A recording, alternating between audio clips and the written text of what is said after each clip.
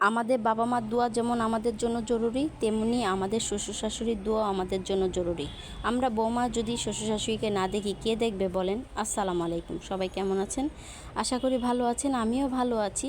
এই তো শ্বশুরকে নিয়ে আজকে চলে গিয়েছিলাম হসপিটালে। আজকে দুপুর আবার আমার মামার বাসায় দাওয়াত ছিল, তো দাওয়াত খেয়ে তো শ্বশুরকে নিয়ে একদমই চলে আসছি হসপিটালে। তো আমার ছেলেরাও আসছে, সাথে কিন্তু আব্রাব্বুও আসছে, ওদেরকে নিয়ে আসছি। তো অনেকটাই ক্ষুধা লেগেছে, ওনাদেরকে লিফটে উঠিয়ে দিয়ে আমি এই তো আমার ছেলেকে নিয়ে একটু বাইরে আসলাম।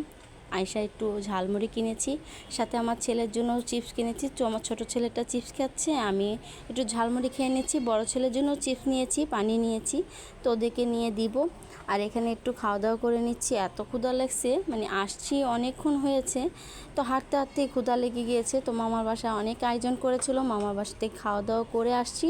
আজকে আবার মামার বাসায় শ্বশুর শাশুড়িকে অনেক দাওয়াত দিয়েছে, অনেকটাই আপ্যায়ন করেছে। যাক, আমার মামার জন্য অনেক অনেক দোয়া আর ভালোবাসা আমার মামা মামির জন্য। আর এদিকে আমার ছেলেটাও খাচ্ছে, ও খাবে বলে মুড়ি, তো চিপস রেখে দিয়েছে, ওকে একটু মুড়ি খাওয়াইয়ে দিয়েছি। আসলে আমরা বৌমারা যদি না দেখি আমাদের শ্বশুর শাশুড়িকে, বলেন তো কে দেখবে? তারা ছেলে জন্ম দিয়েছে ছেলের কামাই খাওয়ার জন্য, ঠিক আছে, ভালো কথা, কিন্তু আমাদেরও তো একটা কর্তব্য আছে যে আমরা বৌমা হিসেবে তাদের মানে আমার শ্বশুর শাশুড়িকে দেখি, আপ্যায়ন করি, ভালোবাসি, তাদের সেবা যত্ন করি। আসলে সব শ্বশুর শাশুড়ি কিন্তু এক না, আবার সব বৌমারও কিন্তু এক না। কিছু কিছু বৌমার জন্য শ্বশুর শাশুড়ি খারাপ হয়, আবার কিছু কিছু শ্বশুর শাশুড়ির জন্য বৌমা খারাপ হয়। আসলে আমাদের সব কিছুই অ্যাডজাস্ট করতে হবে, মানিয়ে নিতে হবে। শ্বশুর শাশুড়ি বুড়ো হয়ে গেছে, তাদেরকে তো আমাদের দেখা কর্তব্য। ছেলেদের যেমন কর্তব্য, তেমন আমাদের বৌমারও কর্তব্য। আমরা যেমন বাবা মার জন্য অনেক করি, তারাও আমাদের বাবা মা। শ্বশুর শাশুড়ি কিন্তু অনেক আশা করে যে আমার বৌমা আমাকে দেখবে, ভবিষ্যতে অনেকটাই সেবা যত্ন করবে। আমরাও কিন্তু একসময় শ্বশুর শাশুড়ি হব বা শাশুড়ি হব।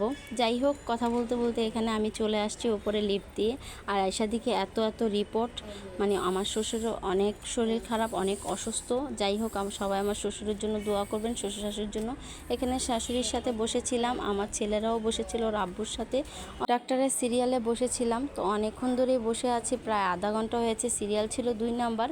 যাই হোক, অনেকটাই মানে এসি নিচে আজকে মানে হঠাৎ করে আসার সাথে সাথেই মাথা ব্যথা করতেছে, তাই একটু বাইরে গিয়েছিলাম ছেলেদের সাথে। তো একটু বাইরে দেখলাম এত সুন্দর মানে গাড়ি যাচ্ছে, দোতলা ব্রিজ, নিচতলা ব্রিজ, মানে অনেক সুন্দর গাড়ি যাচ্ছে। তাই ওদেরকে দেখাচ্ছি যে গাড়িগুলো দেখো, খুব সুন্দর। ওরা তো অনেকটাই খুশি হচ্ছে গাড়ি টাড়ি দেখে। এখানে কিন্তু মানে ফ্লাইওভার ছিল।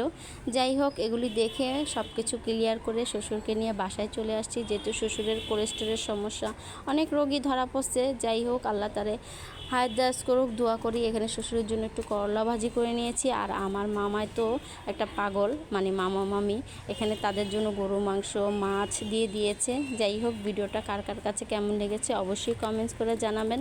ভালো লাগলে একটু শেয়ার করে দিবেন। আর ভিডিওটা আজকে এই পর্যন্ত। সবাইকে অসংখ্য অসংখ্য ধন্যবাদ। আসসালামু আলাইকুম, সবাই দোয়া করবেন।